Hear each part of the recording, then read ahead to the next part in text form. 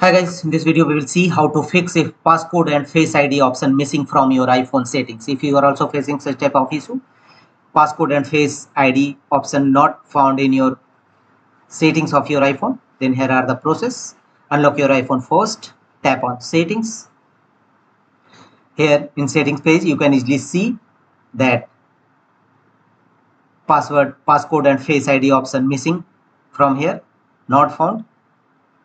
And now we will see how to fix passcode and face ID missing from your iPhone settings. It's very simple to fix this issue, passcode and face ID option missing in your iPhone.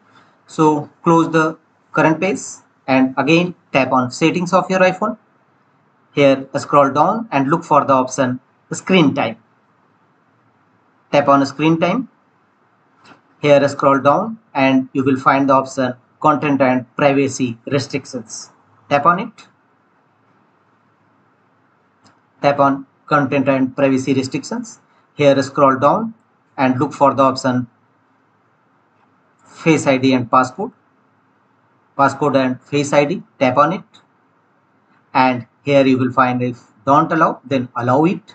Make the check against option allow passcode and face ID and close the current page. Now again go to settings